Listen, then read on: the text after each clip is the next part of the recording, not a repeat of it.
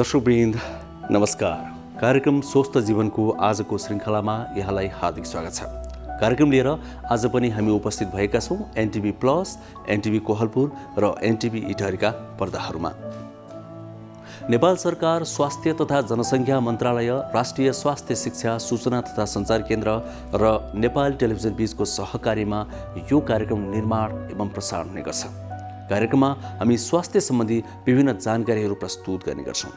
त्यसका लागि केही विज्ञहरूलाई आमन्त्रण गरेर कुराकानी पनि प्रस्तुत गर्ने गर्छौँ अनि केही रिपोर्ट प्रस्तुत गर्छौँ अनि केही सन्देशहरू पनि प्रस्तुत गर्छौँ।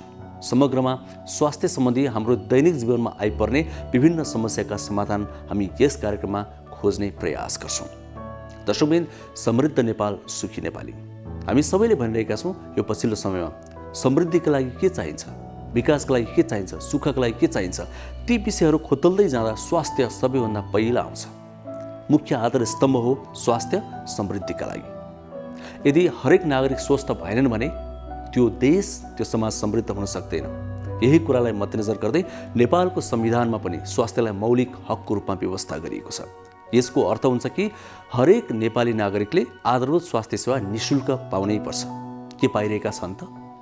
कमी कमजोरी भइरहेका छन् भने कहाँ भइरहेका छन्, हामी यो पनि खोज्ने प्रयास गर्छौँ यो कार्यक्रममा। तर धेरै जसो चाहिँ तपाईँ हाम्रै दैनिक जीवनमा आइपर्ने समस्याहरूको समाधान हामी बढी खोज्ने गर्छौँ। यसका लागि हामी नीति निर्माण तहका व्यक्तिहरूसँग पनि कुराकानी गर्ने गर्छौँ, विज्ञहरूसँग पनि कुराकानी गर्ने गर्छौँ अनि विभिन्न जानकारी पनि प्रस्तुत गर्ने गर्छौँ। हजुर, यसरी यो 1 घण्टाको अवधिमा हामी विभिन्न सामग्री प्रस्तुत गर्ने गर्छौँ। आज पनि हामीसँग त्यस्तै केही सामग्री रहेका छन्। आउनुहोस् त्यतातिर प्रवेश गरौँ।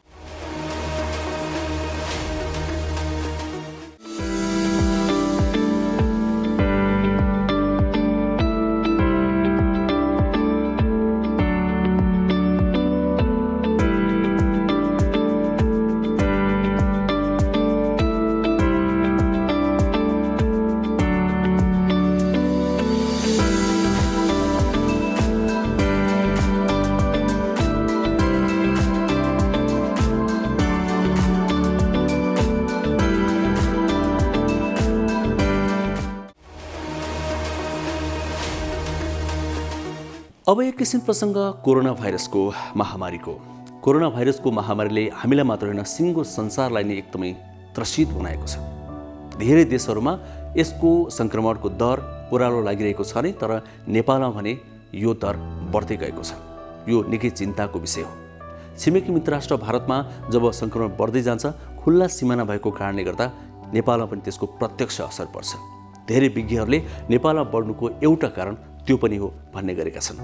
वास्तवमा नेपालमा जुन खालको सङ्क्रमण बढिरहेको छ, यो कस्तो खालको सङ्क्रमण हो, यसले कस्तो असर गर्छ, यसको असर अल्पकाल र दीर्घकालमा के कस्तो हुन्छ, अहिले सङ्क्रमण के कसरी बढिरहेको छ अनि यसबाट कसरी बच्न सकिन्छ, हामीले बच्ने खास उपाय के हुन्, विभिन्न नयाँ खालका भेरिएन्ट पनि आएका छन् भनिन्छ। ती भेरिएन्टहरूबाट हामी कसरी बचेनौँ भने के हुन्छ, यस्ता विषयहरू समेटिएको विशेष रिपोर्ट आज हामी कार्यक्रमको सुरुवातमै प्रस्तुत गर्नेछौँ। अनि दर्शकवृन्द, आज हामी किडनी अर्थात् मृगौलाको प्रसङ्ग पनि अलिकति उठाउँछौँ, किनभने कोरोना भाइरसको महामारीको कुरा गर्दै गर्दा अरू विभिन्न रोगहरू ओझेलमा नपरुन् भन्ने हाम्रो आशय हो। ती रोगहरूलाई पनि व्यवस्थापन गर्दै, निको बनाउँदै, बच्दै कोरोना भाइरस पनि बच्नु अर्थात् कोरोना भाइरसबाट पनि बच्नु यतिखेरको हाम्रो आवश्यकता हो। त्यसैले गर्दा हामीले कोरोना भाइरसका प्रसङ्ग सँगसँगै अन्य रोगका प्रसङ्ग पनि उठाउने गरेका छौँ र ती विज्ञसँग हामी यो पनि सोध्नेछौँ कि कोरोना भाइरसको महामारीबाट चाहिँ कसरी बच्ने, अर्थात् किडनी या मृगौला रोगका बिरामीहरूले कोरोना भाइरसको महामारीबाट कसरी बच्ने, यो समयमा कसरी बच्न सकिन्छ, बच्नुपर्छ, त्यो कुरा पनि हामी ती विज्ञसँग सोध्नेछौँ जोसँग हामी आज यो विषयमा कुराकानी गर्दैछौँ। अनि दर्शकवृन्द, हामीले नियमित जस्तै प्रस्तुत गर्ने गरेको हाम्रो जीवनशैली कस्तो हुनुपर्छ भन्ने सेगमेन्ट पनि आज प्रस्तुत गर्नेछौँ, जहाँ एकजना विज्ञले हामीलाई केही सुझावहरू प्रदान गर्नुहुनेछ जुन हाम्रो दैनिक जीवनको लागि अत्यन्तै महत्त्वपूर्ण हुनेछ। अनि साथमा हामीले सकेसम्म धेरै विज्ञका सुझाव समेटेर, आग्रह समेटेर, जानकारी समेटेर तयार पारेका सामाजिक सन्देश अर्थात् पिएसएहरू पनि प्रस्तुत गर्ने गरेका छौँ। तिनलाई पनि आज प्रस्तुत गर्नेछौँ।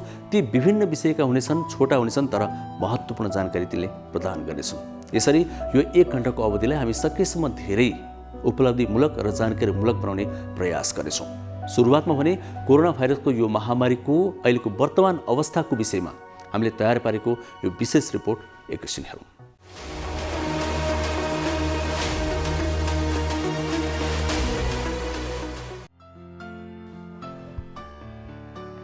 काठमाडौँका सरकारी अस्पतालमा कोभिड-19 ओपिडी सुरु भएको छ।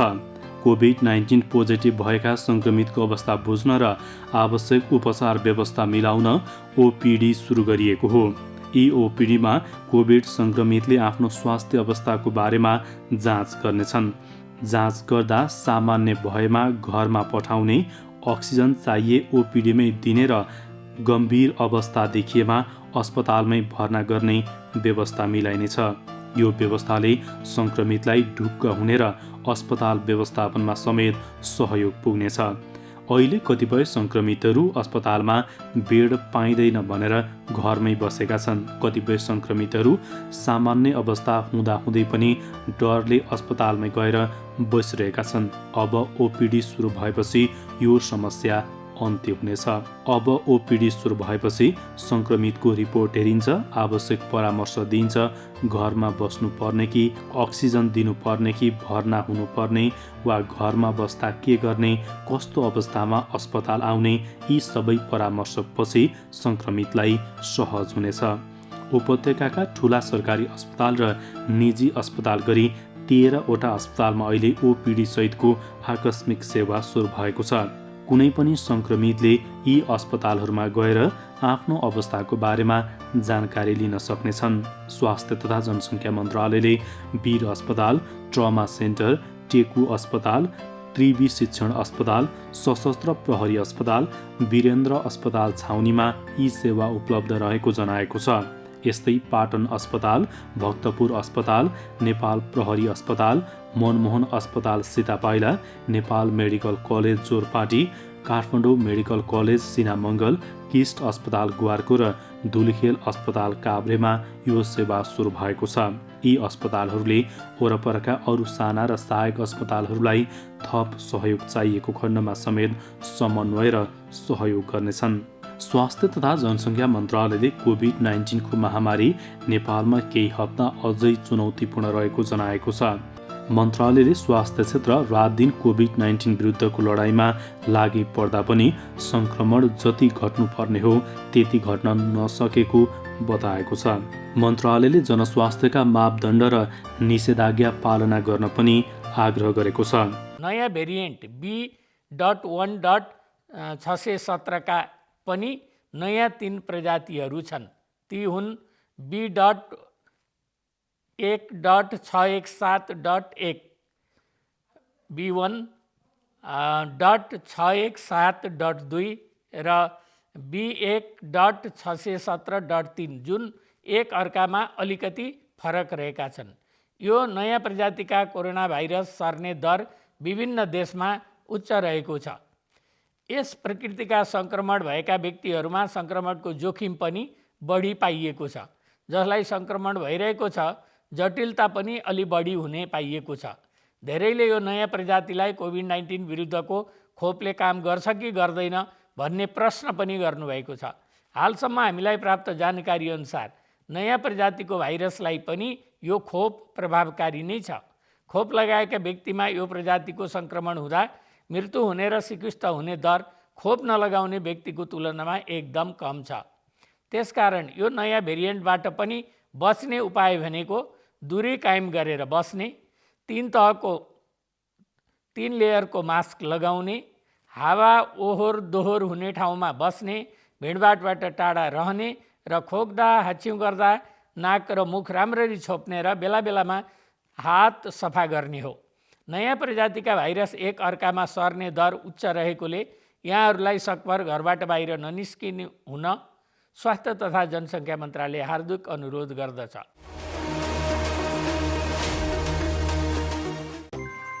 दिदी मास्टर मास्क छ दिनु न 3टा। भाइ एउटा कुरा भनौँ? भन्नु न दिदी। थाहा छ सही तरिकाले मास्क लगाए मात्रै कोरोनाबाट बस्न सकिन्छ नि। लगाउने त हो, अब लाउन पनि सही र गलत तरिका हुन्छ र दिदी। सही तरिका हुन्छ नि भाइ। पहिला साबुन पानीले हात धुने, मास्क सफा छ छैन हेर्ने, मास्क पाल परेको छ कि छैन हेर्ने, फेरि 3 पत्र भएको मास्क मात्रै लगाउने हो। अनि यो मास्कमा 3 पत्र छ त? छ नि। ल हेर्नुस् त, मास्क लगाउँदा यसको डोरीमा मात्र छुनुपर्छ। नाक, नाक मुख चिउनोमा टमक्क मिल्नुपर्छ। अनि अर्को कुरा, मास्क लगाइसकेपछि घरिघरि छुनु हुँदैन नि हातले। अनि यो फेरि प्रयोग गर्न मिल्छ र? कपडाको मास्क त धोएर लगाउँदा नि मिलिहाल्छ नि। हो, यसै गरी लगाउने हो नि मास्क। घरबाट बाहिर निस्किँदा अनिवार्य मास्क लगाऊ। कोरोनाबाट आफू पनि बचौँ र अरूलाई पनि बचाऊ। स्वास्थ्य तथा जनसङ्ख्या मन्त्रालय र एनसेलद्वारा जनहितमा जारी। नमस्ते, म doctor Bhajan Kumar Roniyar, endocrinology and metabolism. म सुगर, थाइरोइड र हर्मोनको स्पेसलिस्ट। आज तपाईँहरूले यो जीवनशैलीको बारेमा म भन्न गइरहेको छु। नर्मली डायबिटिज बिरामीदेखि लिएर हामी नर्मल मान्छेहरूले पनि गर्नुपर्ने कुरा एउटै हो। एक नम्बर त हामीले चाहिँ जीवन स्वस्थ बनाउनको लागि चाहिँ बिहान एटलिस्ट 1 घन्टा चाहिँ मर्निङ वाक गरौँ। अझै अब यङ्स्टरहरू हुनुहुन्छ भने त जिम जोइन्टदेखि लिएर एरोबिक्स, एटलिस्ट एरोबिक्स एक्सर्साइज चाहिँ गर्नु पर्यो। त्यो बाहेक तपाईँले योगा, मेडिटेसन गर्नुहोस्, मेन्टल स्ट्रेस लेभलहरू पनि कम हुन्छ। त्यो सँगसँगै हामीले चाहिँ खानपिनमा चाहिँ कन्ट्रोल गर्नुपर्ने हुन्छ। नर्मली आजकलको जुन बच्चाहरूदेखि लिएर अब स्कुल जाने बच्चाहरू, ठुलोदेखि लिएर सबैले चाहिँ बढी फास्ट फुड, फ्राइड फुडहरूमै बढी ध्यान दिन्छ। इभन प्यारेन्ट्सले पनि मेरो बच्चा अलिक मोटोघाटो छैन, त्यो चाहिँ हामीले नसोचौँ। बच्चा मोटोघाटो भन्दा पनि हामीले हेल्दी चाहिँ हुनुपर्छ।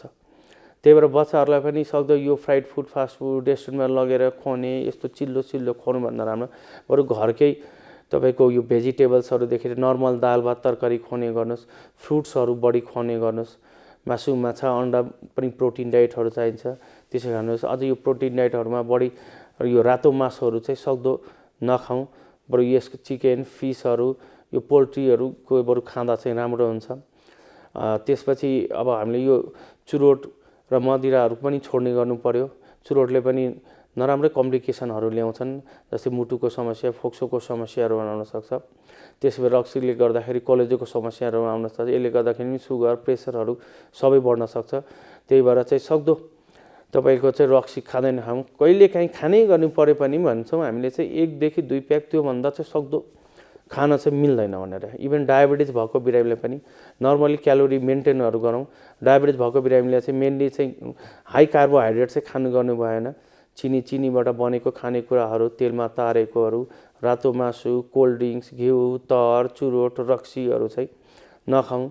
खानेकुरा हामीले डायबिटिज बिरामी होस् या नर्मल बिरामी नै, नर्मल मान्छे भए पनि थोरै गरेर दिनमै 5-6 पल्ट, जसले गर्दा हाम्रो शरीरको मेटाबोलिजम बढाउनु पर्यो क्या। जति मेटाबोलिजम बढाउनु भयो भने हाम्रो त्यति मोटोपन चाहिँ अलिक कम हुन्छ भनेर के। किनकि नत्र मोटोपन हुनुको कारण नै हो कि हामीले बिहान बेलुकै 2 छाक टन्नै खान्छौँ, फेरि दिउँसो खाइराख्नु हुँदैन। त्यही भएर थोरै गरेर खानुहोस्। खाना खाँदाखेरि चाहिँ कार्बोहाइड्रेटको मात्रा चाहिँ अलिक कम गरौँ। त्यसपछि प्रोटिन्स, भिटामिन्स, मिनरल्सहरूलाई चाहिँ अलिकति बढाएर राख्ने गर्नुहोस्। प्लस स्ट्रेस लेभलहरू पनि काम गर्नु। नर्मली आफूलाई टाइम दिनुहोस्। एउटा भनाइ नै छ 8 घन्टा काम गर्नुहोस्, 8 घन्टा इन्टरटेनमेन्ट, 8 घन्टा सुत्नु पर्यो। त्यही हिसाबले काम गर्नु। 8 घन्टाको ठाउँमा यो होइन कि 16 घन्टा, 12 घन्टा, 15 घन्टा काम गर्नु चाहिँ भएन। त्यही भएर अलिकति सेल्फ आफूलाई पनि टाइम दिनुहोस्। हो, यतिखेर हामी कोरोना भाइरसको महामारीको पीडामा छौँ। त्यसबाट बच्न हामीले सबैजनाले सतर्कता अपनाउनु जरुरी छ। कोरोना भाइरस सँगसँगै अन्य रोगहरूले पनि सताउन सक्छन् नि, त्यता पनि हामीले ध्यान दिनु पर्यो। त्यसो भए हामीले के कस्ता कुरामा ध्यान दिनुपर्छ? विभिन्न रोगहरूमा हामीले यो पनि कार्यक्रममा समेटिरहेका छौँ। आज हामी किडनीको प्रसङ्ग उठाउँदैछौँ, अर्थात् मृगौलाको प्रसङ्ग उठाउँदैछौँ। मृगौला रोगीहरूले यो भाइरसबाट कसरी बच्ने, यो भाइरसले सङ्क्रमित गराइहाल्यो मृगौला रोगीहरूलाई भने के गर्ने, यो प्रसङ्ग आज हामी कार्यक्रममा उठाउँदैछौँ। समग्रमा कोरोना भाइरसको महामारीबाट सबै व्यक्तिले कसरी बच्ने त्यो पनि प्रसङ्ग आउनेछ कुराकानीमा। अब हामी एउटा त्यो कुराकानी प्रस्तुत गर्नेछौँ जो मृगौला रोग विशेषज्ञ हुनुहुन्छ। हामीले यो सेगमेन्ट नियमित रूपमा प्रस्तुत गरेका छौँ स्वास्थ्य संवाद, जहाँ यसै गरी विभिन्न विज्ञहरूसँग संवाद गर्ने गरेका छौँ। त्यही क्रममा हामीले आज मृगौला रोग विज्ञलाई आमन्त्रण गरेका हौँ। आउनुहोस् उहाँसँग हामीले गरेको निकै समसामयिक र महत्त्वपूर्ण कुराकानी एकैछिन हेरौँ।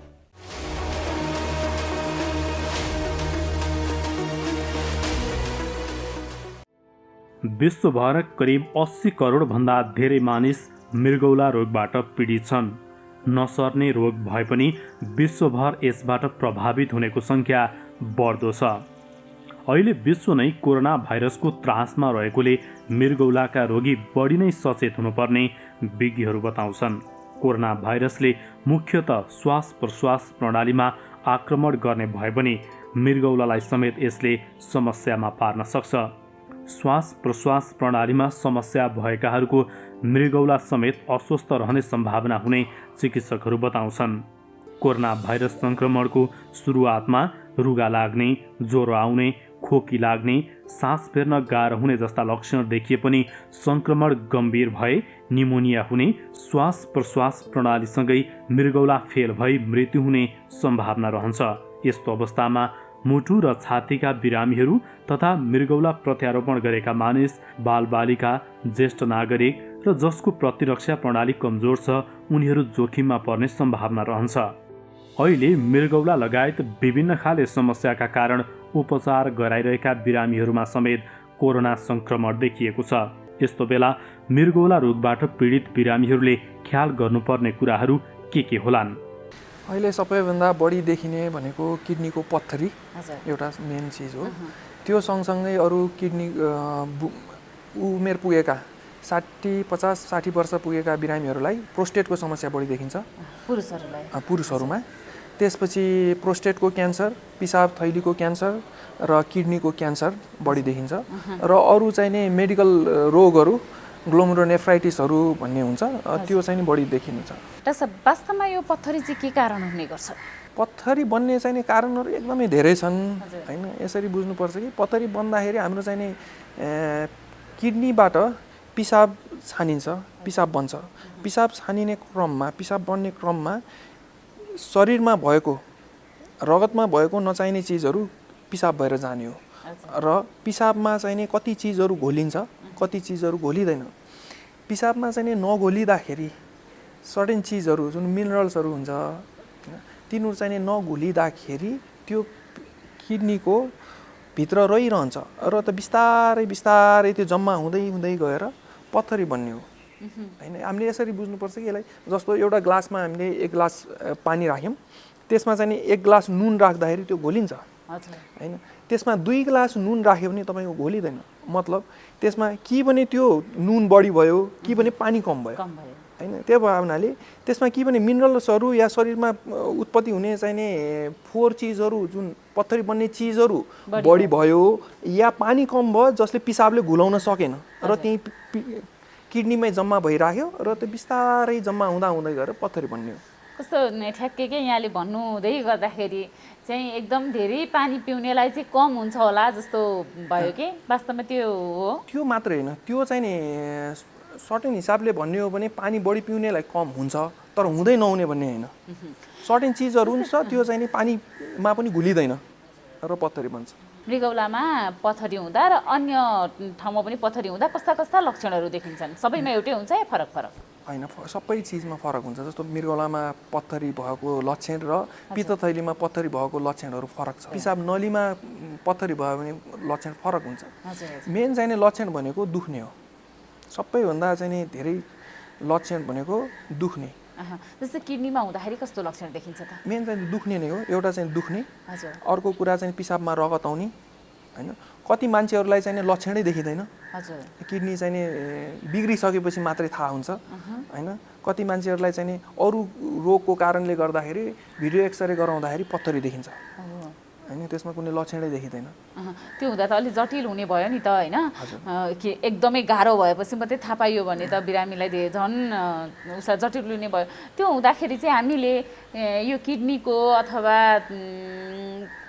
यो मूत्र नलीको कति समयमा चाहिँ अनिवार्य रूपमा चेकअप गराउनु पर्ने हुन्छ त? यस्तो हो, हामीले चाहिँ नि यङ एजको मानिसहरूलाई वर्षको एकचोटि हैन अनिवार्य रूपमा एउटा भिडियो एक्सरे, एउटा पिसाबको जाँच र एउटा साधारण रगतको जाँच हैन गर्यो भने त्यसबाट धेरैभन्दा धेरै चाहिँ नि किडनीको रोगहरू पत्ता लाग्छ। पत्थरी त पत्ता नै लाग्छ र अरू रोगहरू पनि छ भने बेलैमा पत्ता लाग्छ। र उमेर चाहिँ पुगिसकेको 40 वर्षको माथिको बिरामीहरूलाई हामीले 6 महिनामा चेक गराउनु भन्छौँ, सल्लाह दिन्छौँ। पिसाबसँग सम्बन्धित समस्याका उपचार विधिहरू त छँदैछन्, तर यो समस्या हुनै नदिनको लागि चाहिँ के कुरामा ध्यान दिनुपर्ने हुन्छ? 6 महिनामा चेक गराउने। अर्को कुरा चाहिँ नि पानी प्रशस्त पिउने हैन। लक्षण देखिन साथ आइहाल्ने हैन। र हामीले चाहिँ कति चिजहरू चाहिँ एडभाइस गर्छौँ। खाने चिजहरू हामीले चाहिँ डेली खाने चिजहरूमा खाने हुने र नहुने चिजहरू छन् जसले कुनै चिजहरू खाने चिजहरूले पत्थरीलाई बढावा दिन्छ, पत्थरी बनाउनेतिर लान्छ र कति चिजहरू छन् जसले खाँदाखेरि पत्थरी बन्नबाट रोक्नेतिर लान्छ। त्यो चिज चाहिँ नि खानामा चाहिँ कन्ट्रोल गर्नुपर्छ। किडनीका पत्थरी भएका बिरामीहरू जो हुन्छ नि, यसको जटिलताहरू कस्ता कस्ता हुन सक्छन् होइन, अनि यसको उपचार, यसको समाधानको उपायहरू चाहिँ के छ त? किडनीमा पत्थरी बन्यो भने पिसाबमा रगत आउन सक्छ एउटा। हजुर। अर्को मैले भनिहालेँ दुखाइ त छँदैछ। हजुर। दुखाइ भएपछि हस्पिटल आइहाल्छ, दुखाइ छँदैछ एउटा कुरा। इन्फेक्सन, रिकरेन्ट इन्फेक्सन हुन्छ होइन। अर्को कुरा किडनी फेल हुन सक्ने सम्भावना हुन्छ। यो चाहिँ लामो समयदेखि किडनीमा पत्थरी भयो र किडनी चाहिँ सुनिँदै गयो, बाटो रोकियो भने किडनी फेल हुने सम्भावना हुन्छ। यसको उपचार विधिहरू के छन् त? किडनी भन्दाखेरि हामीले जहिले पनि कुरा गर्दाखेरि किडनीको पत्थरी मात्रै भन्छौँ। किडनीको पत्थरी भन्दाखेरि यो चाहिँ हाम्रो युरिनरी ट्र्याक छ, त्यसमा चाहिँ जस्तो किडनी हुन्छ, पिसाब नली हुन्छ, पिसाब थैली हुन्छ र युरेथ्रा भन्ने हुन्छ। त्यहाँ जहाँ पनि पत्थरी बन्छ त्यसको उपचार विधिहरू फरक छ कि होइन। जस्तो किडनीमा सानो 5-6 mm को पत्थरी छ भने त्यसलाई हामीले चाहिँ औषधि खाएर या वेट गर्न पनि सक्छौँ। त्यही पत्थरी पिसाब नलीमा आएर अड्क्यो भने त्यसलाई हामीले लामो समयसम्म वेट गर्न सक्दैनौँ, किनभने त्यसले बाटो ब्लक गरे हुन्छ। बाटो ब्लक गरिसकेपछि लामो समयसम्म लगभग 1 महिना जति या 6 हप्ता जति बाटो ब्लक त्यतिकै रहिरह्यो भने त्यसले किडनी बिगार्छ होइन। त्यो भए हुनाले त्यो सबै चिजको चाहिँ नि फरक उपचार विधिहरू छन्। हामीले चाहिँ सानो पत्थरीलाई चाहिँ औषधि खाएर जान पनि सक्छ। ठुलो पत्थरीहरू छ भने त्यसको चाहिँ नि अपरेसन नै गर्नुपर्ने हुनसक्छ, या बाहिरबाट फुटाउने विधि पनि छ। अपरेसन नगरिकन बाहिरबाट पत्थरीलाई फुटाउने विधि छ र अपरेसनको विधिमा पनि आजकल चाहिँ पहिला जस्तो चिर्ने गर्नु पर्दैन, इन्डोस्कोपी हुन्छ, दूरबीनबाट गर्ने अपरेसनहरू अहिले एकदम फेमस भइरहेछ। त्यो नै अहिले चल्तीमा छ, त्यो गर्न सकिन्छ। पाइपमा आएर अड्क्यो भने यति धेरै पेन हुन्छ, यति धेरै दुखाइ हुन्छ, बिरामीहरू हस्पिटलको इमर्जेन्सीमा आइ नै पुग्छन् होइन। र कति ठाउँ हुन्छ गाउँघरहरूमा हुन्छ जहाँ चाहिँ नि यातायातको सुविधा छैन, भौगोलिक कारणहरूले गर्दा हस्पिटलसम्म आउन सक्दैनन्। त्यस्तो मान्छेहरू घरमा चाहिँ नि अब साधारण औषधिहरू, जडीबुटीहरू खाएर दुखाइ कम गरी बस्छन् र समयमा ठाउँमा आइपुगेन र उपचार भएन भने किडनी फेल अवश्य हुन्छ त्यस्तो बिरामीहरू। भनेपछि अहिले त डाक्टर साहब कोभिड सङ्क्रमणको समय छ, कतिपय बिरामीहरू अस्पताल जान पनि डराउनुहुन्छ होइन, सामान्य समस्या हुँदा त डराउनु नि हुन्छ। यो किडनीसँग अथवा यो पिसाबसँग सम्बन्धित समस्या भएका बिरामीहरूले चाहिँ होइन कस्तो समस्या भयो भने, कस्तो दुखाइ भयो भने होइन अनिवार्य रूपमा अस्पताल जानुपर्ने हुन्छ? यस्तो अहिलेको अवस्थामा त कसैलाई पनि हामीले चाहिँ अस्पताल आऊ भनेर सजेस्ट गर्दैनौँ होइन, घरबाट निस्क पनि भन्दैनौँ होइन। मेन भनेको दुखाइ सहन नसक्ने गरेर दुखाइ भइरह्यो भने अस्पताल आउने इमर्जेन्सीमा। अर्को कुरा पिसाबमा रगत देखियो होइन, रातै रगत देखियो, धेरै नै रगत देखियो, धेरै पटक देखियो भने आउने। अर्को कुरा पिसाब रोकियो, पिसाब गर्न सकिएन भने आउनै पर्यो।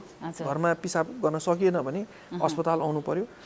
र पिसाब पहिलादेखि शङ्का लागेको पिसाब कम आउने बिरामीहरू होइन, जसलाई चाहिँ नि किडनीको रोग या सुगर, ब्लड प्रेसर छ, उहाँहरूको पिसाब कम आयो होइन, या चाहिँ सास फेर्न गाह्रो भयो होइन भने त्यस्तो बिरामीहरू पनि अस्पताल आउनु पर्यो।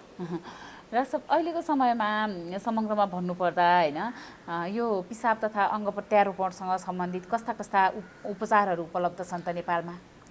नेपालमा संसारमा जस्तो किसिमको चाहिँ उपचारहरू छन्, लेटेस्ट एडभान्सहरू, त्यो सबै किसिमको नेपालमा उपलब्ध छ। एउटा चाहिँ रोबोटको सुविधा नेपालमा छैन, रोबोट ट्रिटमेन्ट छैन।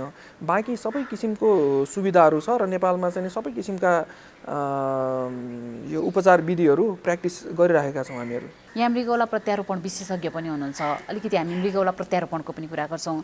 वास्तवमा डाक्टर साहब यो मृगौला प्रत्यारोपण गरेका बिरामीहरूलाई चाहिँ कोभिड सङ्क्रमण भयो भने जटिलता हुने सम्भावना कतिको हुन्छ त? अहिले यो कोभिडको महामारी छ होइन, यो जुन सङ्क्रमण छ नि यो चाहिँ नि सबैलाई हुनसक्छ। यो किडनी प्रत्यारोपण गरेको बिरामी मात्रै होइन, जसलाई पनि हुनसक्छ। फरक यति मात्रै छ कि किडनी प्रत्यारोपण गरिसकेको बिरामीहरूको इम्युनिटी एकदमै कम हुन्छ। उनीहरूलाई हामीहरूले यो इम्युनिटी घटाउने जुन प्रतिरोग क्षमता घटाउने औषधि दिइराखेका हुन्छौँ, त्यसले गर्दा उहाँहरूलाई छिटो चाहिँ नि सङ्क्रमण फैलिन्छ र सङ्क्रमणको जटिलता चाहिँ नि छिटो देखिन्छ, किनभने उहाँहरूको इम्युनिटी नै कम हुन्छ, जसलाई रोगबाट लड्न सक्ने क्षमता नै कम भयो हुनाले उहाँहरूलाई चाहिँ नि जटिलता छिटो देखिन्छ, जटिल हुनसक्छ कम्प्लिकेसन धेरै आउन सक्छ, त्यो मात्रै फरक हो। डाक्टर साहब, यो किडनी फेल भनिन्छ नि, वास्तवमा किडनी फेल भनेको चाहिँ के हो त? कस्तो अवस्था भयो भने किडनी फेल मानिन्छ त? अब साधारण भाषामा भन्ने हो भने, सरल भाषामा किडनी फेल भनेको किडनीले काम नगर्नुलाई बुझिन्छ होइन। अब किडनीले काम नगर्नु भनेको के हो त भन्ने बुझ्नलाई किडनीले के काम गर्छ त त्यसमा जाउँ। किडनीले मेन काम गर्ने भनेको शरीरमा भएको बेकार चिजलाई पिसाब बनाएर बाहिर निकाल्नु एउटा काम हो। अर्को काम भनेको यसले शरीरमा भएको पानीलाई ब्यालेन्स गर्छ होइन। बढी पानीहरू छ भने शरीरबाट निकाल्ने गर्छ, कम पानी छ भने त्यसलाई शरीरमै होल्ड गर्छ। अर्को कुरा भनेको यसले अम्ल जुन एसिड बेस भन्छ नि त्यसलाई पनि ब्यालेन्स गर्छ। अर्को भनेको यसको काम भनेको यसले एक किसिमको हर्मोन निकाल्छ, त्यसले चाहिँ नि भिटामिन डी सिन्थेसिस गर्छ। त्यसले गर्दाखेरि भिटामिन डी को काम के भनेपछि शरीरमा भएको क्याल्सियम जुन हामीले खान्छौँ क्याल्सियम त्यसलाई चाहिँ नि शरीरमा तान्ने होइन, रगतमा तान्ने काम गर्छ, त्यसलाई चाहिँ मद्दत गर्छ। अर्को कुरा चाहिँ नि यसको काम भनेको रगत बनाउने काममा यसले सहयोग गर्छ। यसले रगत बनाउँदैन तर सहयोग गर्छ किडनीले। किडनी काम गरेन भने रगत बन्दैन। भनेपछि यसको चाहिँ नि सिम्टम्सहरू के आउँछ त भनेपछि यसले काम जे गरेको थियो अब काम गर्न छोड्यो भनेपछि पिसाब बन्दैन, पिसाब आएन होइन। पिसाब नआइसकेपछि फोहोरहरू भित्र जम्मा हुन थाल्यो, पिसाब नआइसकेपछि पानीभित्र सबै जम्मा हुन थाल्यो भनेपछि सास फेर्न गाह्रो हुन्छ। शरीरभित्र पानी जम्मा भयो, सास फेर्न गाह्रो भयो, पेट फुल्यो होइन। अब मैले भनिहालेँ यसले रगत बनाउने काममा गर्छ, रगत बन्दैन। रगत नबनिसकेपछि हेमोग्लोबिन कम हुन्छ। हेमोग्लोबिन कम हुने बित्तिकै त्यस्तो मान्छेहरू अलिकता हिँड्ने बित्तिकै स्यास्या हुन्छ, सास फेर्न गाह्रो हुन्छ उहाँहरूलाई होइन। अर्को कुरा भिटामिन डी को कमी हुन्छ। भिटामिन डी कम भएपछि क्याल्सियम एब्जर्ब भएन, क्याल्सियम नभएपछि हड्डीहरू कमजोर हुँदै जान्छ। यिनै लक्षणहरू हो। वास्तवमा नि यी यस्ता समस्याहरू जुन हुन्छ नि यो चाहिँ के कारणले हुने गर्छ त? यसको कारण भनेको यसको रोगहरू छ विभिन्न होइन। जस्तो चाहिँ नि यो किडनी फेल भनेको दुई किसिमको हुन्छ, एउटा एक्युट किडनी फेल, अर्को chronic kidney fail. Acute kidney fail भनेको कस्तो हुन्छ नि अहिले सधैँ मानिसहरूमा अचानक किडनीले काम गर्न छोड्यो होइन। जस्तै दुईटै किडनीको मा पत्थरी बन्यो या दुईटै किडनीको पाइप छ नि त्यसमा आएर पत्थरी अड्क्यो भने अचानक त्यसले काम गर्न छोड्यो, किन ब्लक भयो नि, त्यो चाहिँ एक्युट रेनल फेलरमा जान्छ होइन। कुनै कुनै औषधिहरू हुन्छन् जस्तो किडनीलाई बिगार्ने औषधि, त्यस्तो औषधिहरू खायो भने अचानक किडनी फेल हुनसक्छ। कति चिजहरू डाई भन्छ हामीले, कन्ट्रास्ट भन्छौँ होइन। कति कन्ट्रास्टहरू जस्तो चाहिँ नि सिटी स्क्यान गर्दाखेरि युज गर्ने औषधिहरू हुन्छ नि त्यस्तो औषधिहरू होइन ले पनि किडनी फेल गर्न सक्छ अचानक। त्यो एउटा पाटो भयो भने अर्को दीर्घकालीन भन्छ, यसलाई क्रोनिक रेनल फेलर भन्छ। त्यो बनाउने भनेको नेपालको सन्दर्भमा सबैभन्दा बढी किडनी फेल गराउने रोग भनेर हामीले चाहिँ नि डायबिटिज छ नि, मधुमेह, त्यसले गराउँछ। हाइपरटेन्सन छ होइन, उच्च रक्तचाप। अर्को चाहिँ ग्लोमेरुलोनेफ्राइटिस भन्छ, त्यसले पनि गराउँछ। अनि अर्को चाहिँ लङ टर्ममा पत्थरी लामो समयसम्मदेखि भइराख्यो भने पनि हुनसक्छ। यो पत्थरी लामो समयसम्म भएर चाहिँ त्यसले त्यो सही रहन सक्ने अवस्था हुन्छ त? कति पत्थरीहरू हुन्छ त्यसले एसिम्टोमेटिक हुन्छ, त्यसले दुखाउँदैन। कति पत्थरीहरू बिस्तारै बन्छ, किडनी बिगार्दासम्म पनि केही लक्षणहरू नदेखिने हुनसक्छ। किडनी फेल हुँदाखेरि यसका उपचार विधिहरू के छन् त? उपचार विधि भनेको दुईटा मात्रै हो, एउटा डायलाइसिस, एउटा किडनी ट्रान्सप्लान्ट होइन। डायलाइसिस दुई किसिमले गर्न सक्छौँ हामीले नेपालमा चाहिँ प्रचलित भनेको, एउटा पेरिटोनियल डायलाइसिस, एउटा चाहिँ हेमोडायलाइसिस भन्छ। अब हेमोडायलाइसिस मेसिनबाट गर्ने सबैलाई थाहा छ। अर्को पेरिटोनियल डायलाइसिस भन्ने त्यो चाहिँ नि सबैले गर्दैनन्, तर अहिले चाहिँ नि त्यो ट्रेन्डमा आइरहेको छ, सिएपिडी भन्छ। सिएपिडी भनेको यस्तो विधि हो जसमा हामी हस्पिटल गइराख्नु पर्दैन। त्यो उपचार हामीले चाहिँ के गर्छौँ भने सानो अपरेसन गरेर एउटा पाइप, क्याथेटर भन्छ, सिएपिडी क्याथेटर, त्यो पेटमा राखिदिन्छौँ। त्यो सेट भएको 2 हप्ता जतिमा सेट हुन्छ, त्यसपछि त्यो घरमै त्यसमा त्यो पेटमा पानी हाल्ने र निकाल्ने, त्यो दिनमा 3 चोटि होइन गर्यो भने त्यो घरमै डायलाइसिस भइराख्छ, बाहिर निस्किनै पर्दैन, त्यो हस्पिटल जानै पर्दैन। अहिलेको यो कोभिडको समयमा त त्यो इम्पोर्टेन्ट नै हुने रहेछ नि त। त्यो एकदमै सजिलो र राम्रो उपचार विधि हो अहिले डायलाइसिसको लागि। तर चाहिँ कस्तो छ भने अहिले कोभिडको टाइममा तुरुन्त आएर त्यो अपरेसन गरेर क्याथेटर राख्न अलि गाह्रो भयो है। नभए चाहिँ पहिला राखिरहेको बिरामीलाई त अहिले त्यो विधिले गर्दा धेरै सजिलो भएको छ। नभए डायलाइसिस जुन हेमोडायलाइसिस गर्छौँ मेसिनबाट, त्यो डायलाइसिस गर्न हस्पिटल आउनलाई एउटा त निस्किने गाह्रो हजुर होइन, बाटोमा चाहिँ पुलिसहरूले 10 ठाउँमा चेक गर्छ, आइडेन्टिटी कार्ड देखाउनुपर्छ। अर्को कुरा चाहिँ कस्तो हुन्छ, सुविधा, यातायातको सुविधा छैन होइन। अब हुने खानेहरूको आफ्नो प्राइभेट गाडीमा चढेर जाला गर्ला, नहुने मान्छेहरूले सरकारी गाडी चढेको छैन होइन, लोकल गाडी चढेको छैन, जानुपर्छ ट्याक्सीमा, ट्याक्सीको चर्को भाडा होइन, सजिलै उपलब्ध पनि छैन, एम्बुलेन्सको त्यति सजिलै उपलब्ध पनि छैन, अहिले कोभिडको कारणले गर्दा सबै बन्द छ। अर्को कुरा के छ भने हस्पिटलहरूमा, सबै हस्पिटलहरूमा कोभिडको सङ्क्रमित छन्, नराखेको कुनै पनि अस्पताल छैन। त्यहाँ जाँदाखेरि आफैलाई कोभिडको सङ्क्रमण होला कि भन्ने डर अर्को छ, त्यो भएर धेरै गाह्रो भइरहेछ बिरामीहरूलाई। जस्तै यहाँले भन्नुभयो त्यो क्याथेटर जस्तो राखेर चाहिँ डायलिसिस गर्ने, त्यसका अप्ठ्यारो पक्ष, त्यसका चुनौतीहरू पनि होला नि? त्यसको चाहिँ नि अप्ठ्यारो पक्ष भनेको एउटा मात्रै हो हजुर होइन, खास त्यो चाहिँ सजिलो विधि हो, घरमै बिरामीले आफै पनि गर्न सक्छ होइन। त्यसमा चाहिँ नि अलिकता चुनौती भनेको इन्फेक्सन हुने सम्भावना बढी हुन्छ, किनभने पेटमा डाइरेक्ट लाइन जोड्या हुन्छ र त्यसमा चाहिँ नि हामीले चाहिँ स्टेरिलाइजेसनको सरसफाइको राम्रोसँग ध्यान दियो भने त्यो विधि एकदमै उपयोगी छ, बिरामीकै हातमा हो। अब यदि त्यो सरसफाइमा राम्रोसँग ध्यान दिएन, स्टेरिलाइजेसनमा ध्यान दिएन भने इन्फेक्सन भइहाल्यो भने त्यसले चाहिँ नि ज्यान समेत जान सक्ने सम्भावना हुन्छ, त्यो त्यति ठुलो इन्फेक्सन हुन्छ। त्यो चाहिँ सरसफाइमा ध्यान दिनुपर्ने भयो। त्यो कति समयमा चेन्ज गर्नुपर्ने हुन्छ डाक्टर साहब? त्यो हामीले एकचोटि राखेपछि बाहिरको त 6 महिनामा चेन्ज गर्छौँ, 6 महिनामा 2टा कनेक्टर हुन्छ। अर्को चाहिँ नि त्यो भित्र भएको पाइप चाहिँ नि लाइफ लङ रहन सक्छ, केही फरक पर्दैन। यो त भयो डायलाइसिसको। त्यो बाहेक जस्तै उपचारको अर्को अरू विधि भनेको किडनी ट्रान्सप्लान्ट हो। किडनी ट्रान्सप्लान्टमा चाहिँ अहिले नेपालमा 2 तरिकाले गर्न सक्छौँ। डोनर भनौँ न, किडनी ट्रान्सप्लान्ट त हामीले गरि नै रहेछौँ होइन। डोनर दिने कसले त, दाता चाहियो नि किडनी ट्रान्सप्लान्टको लागि, लिने मान्छे त भइहाल्यो, बिरामी भइहाल्यो।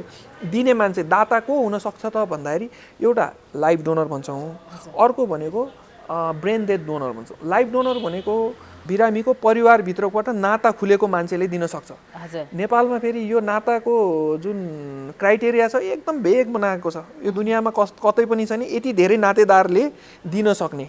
यो फर्स्ट डिग्री सेकेन्ड डिग्री सम्म पनि जुन रिलेटिभ छ नि उनीहरूले दिन सक्छ, टाढा टाढाको नातेदार समेतले दिन सक्छ, तर नाता खुल्नु पर्यो होइन। त्यो छ एउटा। दिन चाहना हुनेले त दिन पायो नि त। अब दिन चाहना हुने नाता त्यही भनेर नाता धेरै बनाएको होला। हो, दिन चाहने कस्तो हुन्छ नि, एउटा कुरा त अब दिन चाहनु ठुलो कुरा हो, सबैले दिँदैनन्, त्यो हृदय सबैको हुँदैन होइन। अर्को कुरा मिल्न पनि पर्यो, किन ब्लड ग्रुप मिल्नुपर्छ कि दिनलाई। र अर्को कुरा चाहिँ नि दिने मान्छे स्वस्थ पनि हुनु पर्यो, किडनी स्वस्थ हुनु पर्यो नि। एउटा किडनी त दिन लाछौँ, अर्को किडनीले आफू जिन्दगीभर बस्न सक्छ कि सक्दैन त्यो पनि हेर्नु पर्यो। त्यो 3टा कुरा इम्पोर्टेन्ट छ। अर्को चिज भनेको हामीले चाहिँ नि किडनी लिन सक्ने भनेको एउटा ब्रेन डेथ डोनर हो। ब्रेन डेथ भनेको मस्तिष्क मृत्यु भएको बिरामी, मस्तिष्क मृत्यु भएको बिरामी जो चाहिँ नि मृत्यु सरह नै हो। टेक्निकली भन्यो भने यो डेथ बडी नै हो। कस्तो यो मस्तिष्क मृत्यु भनेको चाहिँ कस्तो हो त? कस्तो भनेपछि मस्तिष्क मृत्यु भनेको टेक्निकली मृत्यु नै हो, तर उसको चाहिँ नि मुटु चलिरहेको हुन्छ, तर उहाँलाई भेन्टिलेटरमा राख्नुपर्छ। उहाँको भेन्टिलेटरबाट निकाल्ने बित्तिकै श्वास रोकिन्छ होइन। जबसम्म भेन्टिलेटरमा छ जिउँदो छ होइन, जब भेन्टिलेटर अफ भयो मृत्यु हो।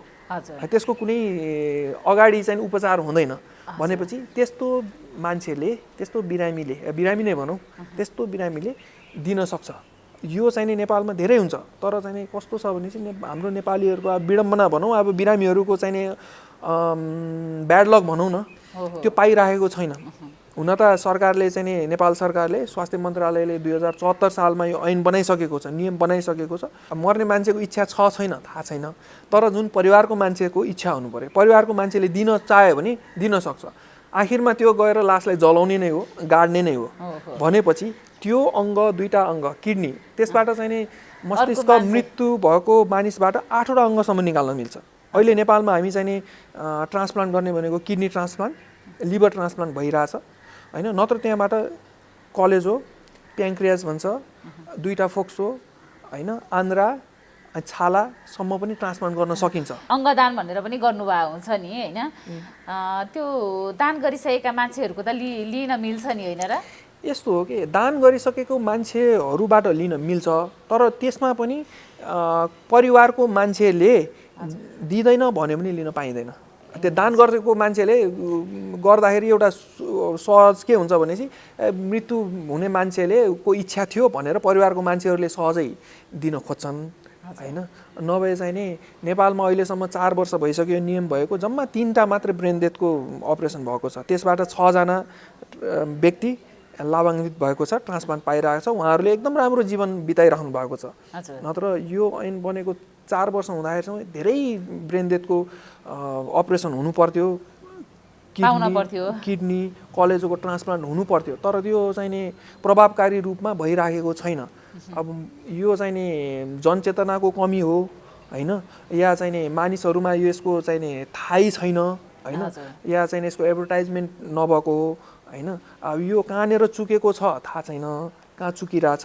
नत्र हाम्रो तर्फबाट हाम्रो लेभलबाट त हामीले गरिरहेछौँ। अब यसमा चाहिँ सरकारी लेभलबाट मन्त्रालय लेभलबाट अलिकति जनचेतना बढी फैलियो भने मानिसहरूले चाहिँ नि जस्तो आँखा दान चाहिँ सबैले गर्न खोज्छन्, त्यस्तै गरेर किडनी दान अङ्गदान गर्ने चाहिँ नि ट्रेन्ड बस्यो भने धेरै बिरामीहरूलाई राहत हुने थियो। के गर्नुपर्ने हुन्छ त अङ्गदान गर्ने मानिसहरू? यस्तो अङ्गदान गर्ने जोसुकै इच्छुक महानुभाव हुनुहुन्छ उहाँहरू भक्तपुरको मानव अङ्ग प्रत्यारोपण केन्द्रमा आउनुहोला। त्यहाँ चाहिँ नि आएर त्यहाँ एउटा कोअर्डिनेटर युनिट छ हैन, त्यहाँ आएर एउटा फर्म हुन्छ, त्यो फर्ममा चाहिँ नि यो अङ्गदान दिन चाहन्छु भनेर त्यो फर्म फिल गर्नु भएपछि तपाईहरुलाई एउटा चाहिँ नि कार्ड दिनुहुन्छ। त्यो कार्ड लिएर बस्नुभयो भने तपाईहरुको चाहिँ नि इच्छुक मान्छेहरूले अङ्गदान गरेँ भन्न सक्नुहुन्छ। तपाईँ चाहिँ को अङ्गदान गरिसकेको मान्छेको मृत्यु भएमा पछि चाहिँ नि उहाँहरूको चाहिँ नि अङ्ग लिन मिल्यो भने लिन सकिन्छ। अब सबैको अङ्ग चाहिँ नि दाता पहिला नै चाहिँ दान गरिसकेको भन्दैमा लिन मिल्ने अवस्था नहुन सक्छ, मिलेको खण्डमा लिन सकिन्छ। डाक्टर साहब जस्तै यो अहिले अब म यसलाई पनि कोभिडकै विषयमा जोड्न चाहेँ। अहिले त कोभिड सङ्क्रमणको समय छ, यो कोभिड सङ्क्रमणको समयमा यी हरेक अङ्ग प्रत्यारोपण गरेका मानिसहरू हुनुहुन्छ नि, उहाँहरूलाई चाहिँ जटिलता हुने सम्भावना कतिको हुन्छ त? जो कोहीलाई पनि सङ्क्रमण लाग्न सक्छ। हजुर, फरक यति मात्रै हो कि अङ्ग प्रत्यारोपण गरेको किडनी प्रत्यारोपण गरेको बिरामीहरूमा इम्युनिटी एकदमै कम हुन्छ। उहाँहरूलाई चाहिँ नि लाग्ने सम्भावना एकदमै बढी र लागिसकेपछि कम्प्लिकेसन जटिलता एकदमै धेरै हुन्छ। त्यो भावनाले जटिलता भइसकेपछि मृत्युदर पनि बढी हुन्छ हैन। त्यो भावनाले उहाँहरू चाहिँ नि अङ्ग प्रत्यारोपण गरिसकेको बिरामी या किडनीको बिरामी जसको इम्युनिटी कम छ उहाँहरू एकदमै बचेर बस्नुपर्छ घरमा हैन, बाहिर ननिस्किने।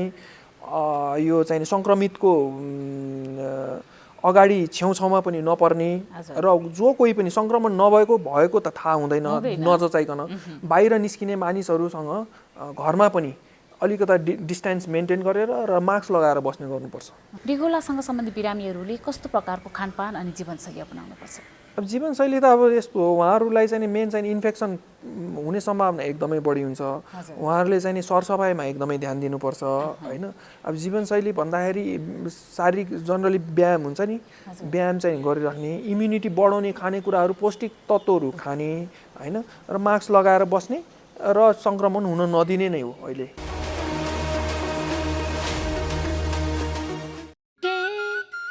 हात धुन्छौ र साबुन पानीले धुन्छु नि, कति बेला धुन्छौ र छिनछिनमै धुन्छु नि।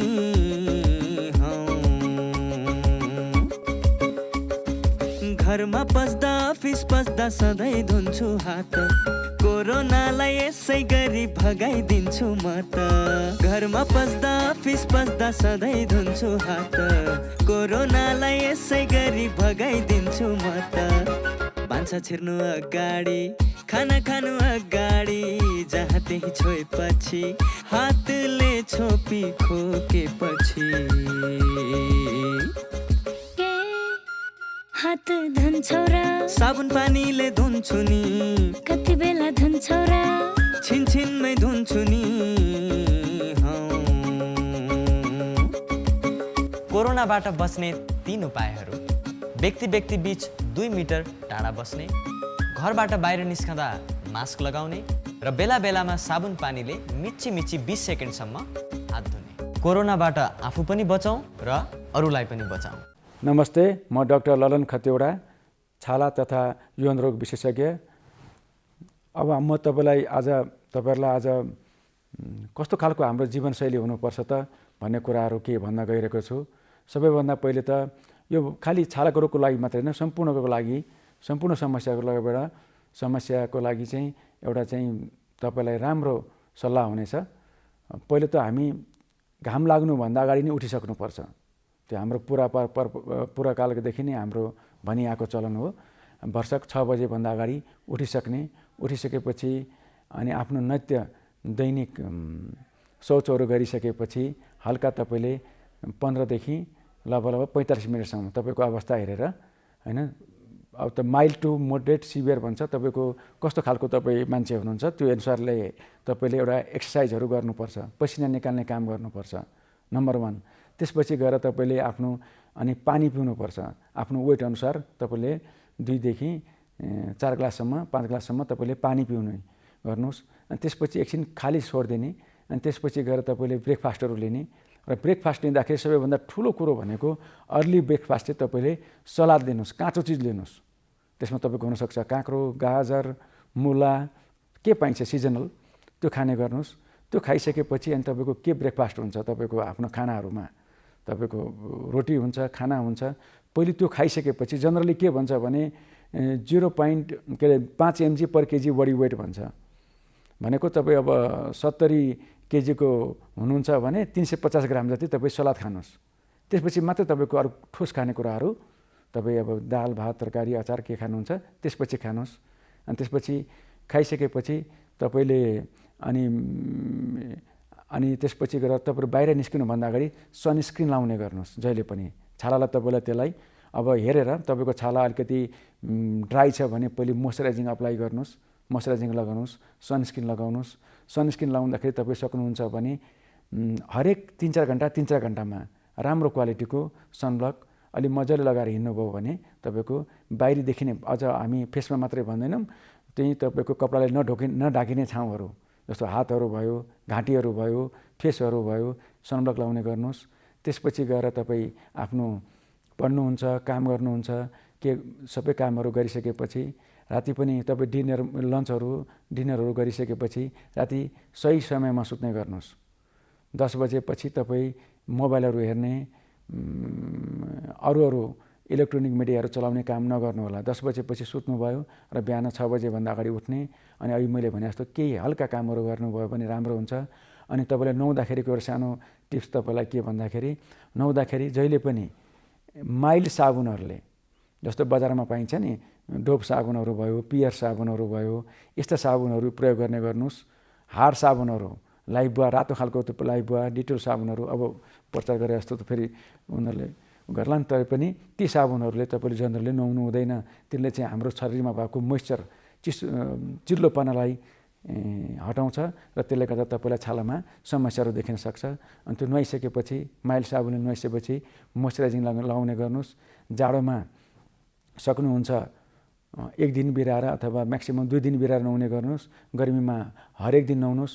बिहान हामीले एक्सर्साइज गरिसकेपछि कुनै अलिकति शारीरिक क्रियाकलाप गरिसकेपछि नुहाउनु भएको अझ राम्रो। हाम्रो एक सन्तान छ, अर्को तुरुन्तै जन्माउने इच्छा छैन। त्यसैले परिवार योजनाको लामो अवधिका केही अस्थायी साधनहरूको बारेमा सल्लाह लिउँ भनेर आएको। तपाईहरु जस्तो लामो अवधिको गर्भान्तर गर्न चाहनेहरूको लागि इम्प्लान्ट वा आयुसिडी नै ठिक हुन्छ।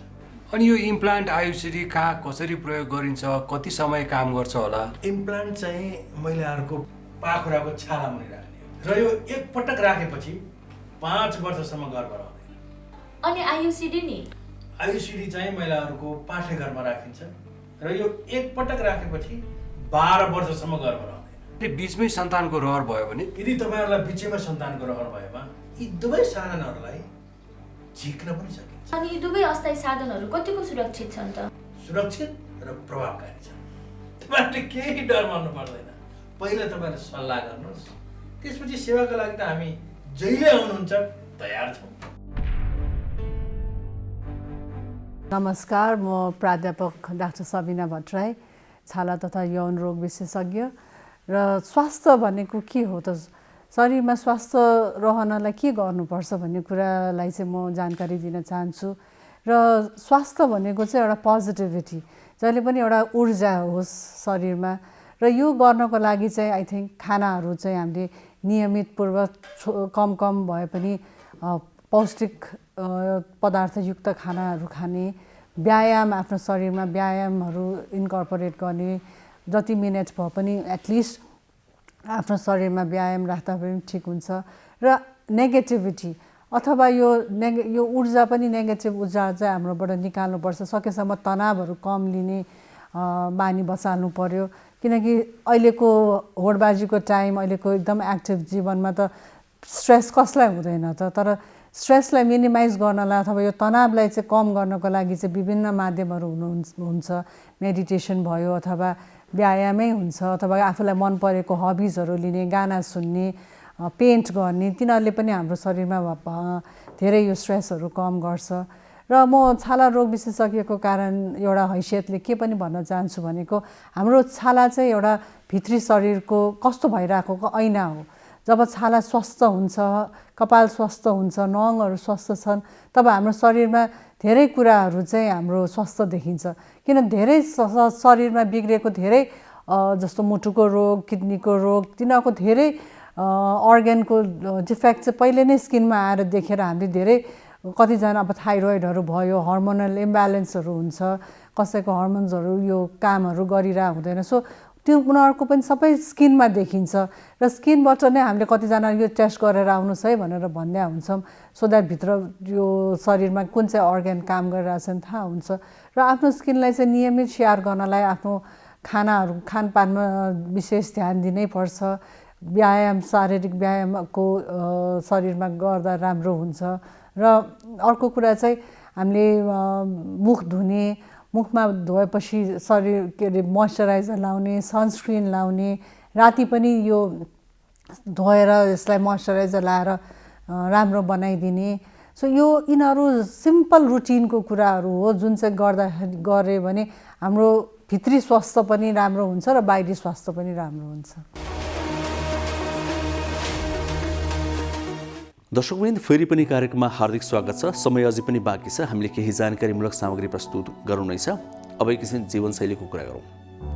हाम्रो जीवनशैली कस्तो छ, हामीले खानपान कसरी गरिरहेका छौँ, हामीले स्वास्थ्यलाई ध्यान दिएका छौँ कि छैनौँ, त्यसमा स्वादको लागि मात्रै खाइरहेका छौँ कि स्वास्थ्यको लागि खाइरहेका छौँ, हामीले सुत्ने उठ्ने समय र तरिकाहरू के कस्ता छन्, यी विभिन्न विषयले हाम्रो स्वास्थ्यमा प्रत्यक्ष असर पारिरहेका हुन्छन्। हाम्रो स्वास्थ्य दैनिक जीवनशैलीमै सबैभन्दा धेरै निर्भर गर्छ, यो कुरा विज्ञहरूले भन्दै आएका छन्। त्यसो भए खासमा हाम्रो जीवनशैली कस्तो हुनुपर्छ त? हामीले यिनै प्रश्नको उत्तर खोज्नको लागि विभिन्न विज्ञहरूसँग आग्रह गरेर उहाँहरूका सुझाव सहितका सामग्री यहाँ प्रस्तुत गर्ने गरेका छौँ अनि यो सेगमेन्टको नाम दिएका छौँ मेरो जीवनशैली। हजुर, आज पनि हामी त्यो सेगमेन्ट प्रस्तुत गर्दैछौँ। एकजना विज्ञ हामीलाई निकै महत्त्वपूर्ण जानकारीहरू प्रदान गर्ने हुन्छ।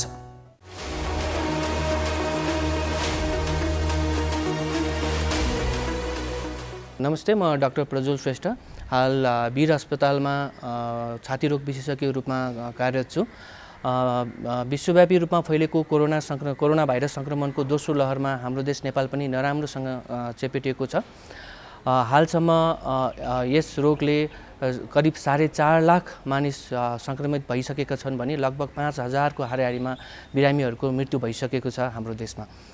तर यो दोस्रो लहरको चपेटामा परेर अहिले सम्पूर्ण अस्पतालको बेडहरू कोरोनाको सङ्क्रमणले ग्रस्त भएका बिरामीहरूले भरिएका छन्। तर कोरोना सङ्क्रमणको यो विरुद्धको लडाइँमा हामीहरू एकजुट भएर लाग्यो भने पक्कै पनि जित चाहिँ हासिल गर्न सकिन्छ। र हामीले गर्नुपर्ने कुराहरू, सधैँ याद गर्नुपर्ने कुराहरू के छन् भने हामीले सुरक्षित रूपमा सही तरिकाले मास्कको प्रयोग गर्ने, करिब कमसेकम 2 मिटरको भौतिक दूरी कायम गर्ने र बारम्बार आफ्नो हातको सरसफाइ अथवा हातको सेनिटाइजेसनमा ध्यान दियो भने केही हदसम्म भए पनि यस सङ्क्रमण फैलिनलाई हामीले रोकथाम गर्न सक्दछौँ। र कोरोना भाइरस सङ्क्रमण भइहाले पनि आत्तिहाल्नुपर्ने भन्ने चाहिँ होइन। यस सङ्क्रमणमा कमसेकम 80% बिरामीहरू चाहिँ साधारण खालका हुन्छन् र आफै निको पनि हुने गर्दछन्। त्यही भएर यो रोग लागिहाल्यो भने पनि आत्तिहाल्नुपर्ने छैन। र करिब 20% जति बिरामीलाई मात्रै जटिलता थपिने, अक्सिजनको जरुरत हुने र लगभग 1% को हाराहारीमा चाहिँ नेपालमा मृत्युदर रहेको छ। र यदि तपाईँ कोरोना सङ्क्रमित हुनुभएको छ र तपाईँ होम आइसोलेसनमा रहिरहनु भएको छ भने मेरो अनुरोध छ, कृपया होम आइसोलेसनमा रहँदा पालना गर्नुपर्ने अनुशासन तथा नियमहरू पालना गरिदिनु होला।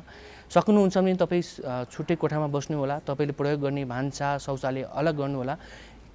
यदि त्यो सक्नुहुन्न भने तपाईँले कमसेकम आफ्नो घरका अरू व्यक्तिहरूसँग 2 मिटरको दूरी राखेर बसिदिनु होला। मास्कको प्रयोग हमेसा घरभित्र बस्दाखेरि पनि गर्नुहोला। आफ्नो व्यक्तिगत सरसफाइमा धेरै ध्यान दिनुहोला।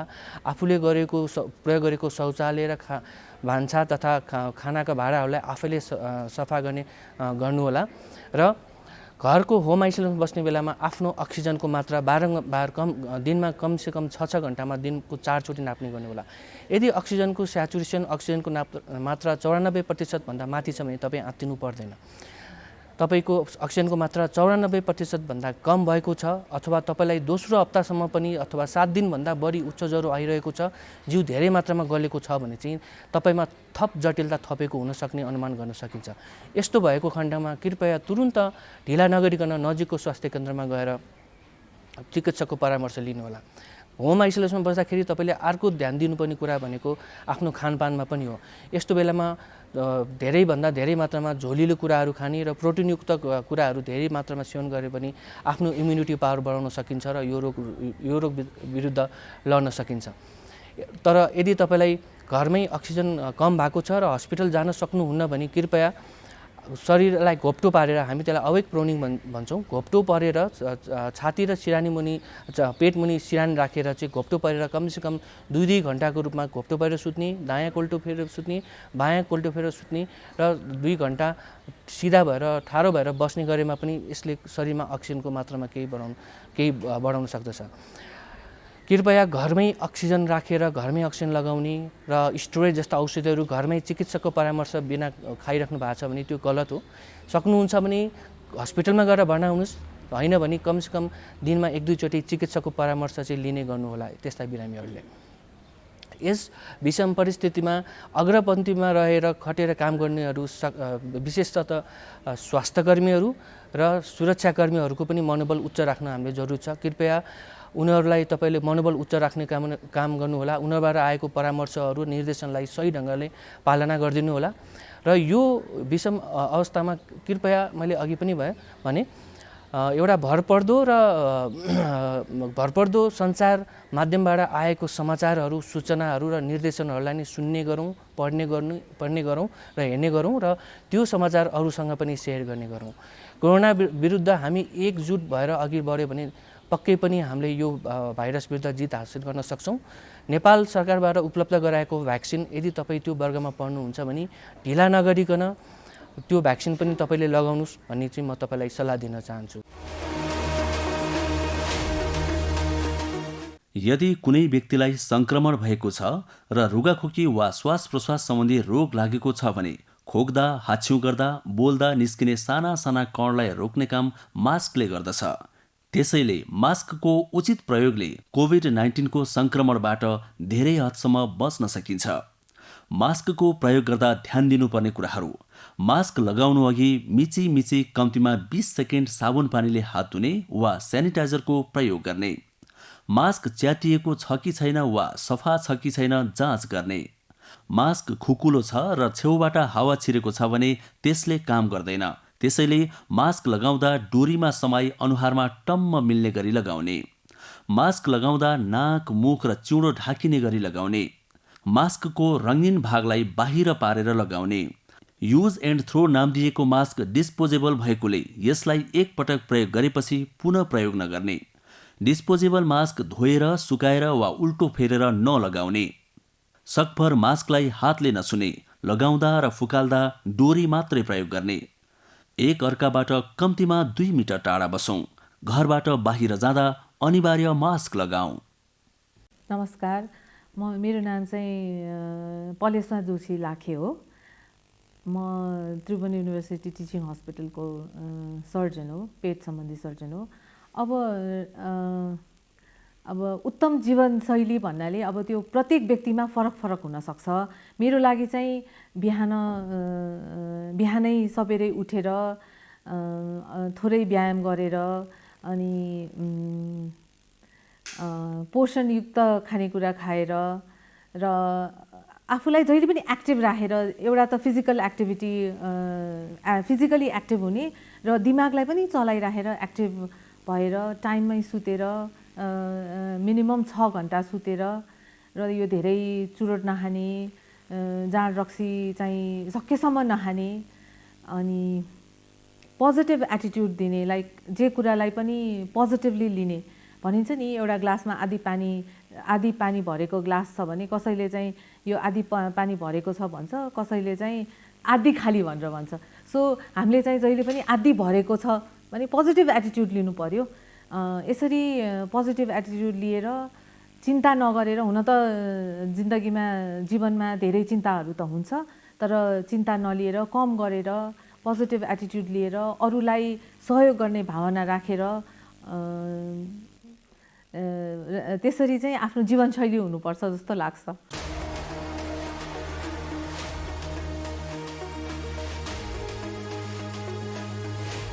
कार्यक्रम स्वस्थ जीवन हरेक दिन एनटिभी प्लसबाट बिहान 7 बजेदेखि 8 बजेसम्म र पूर्ण प्रसारण साँझ 5 देखि 6 बजेसम्म, एनटिभी कोहलपुरबाट 1 देखि 2 बजेसम्म र एनटिभी इटहरीबाट दिउँसो 2 देखि 3 बजेसम्म प्रसारण हुने गरेको छ।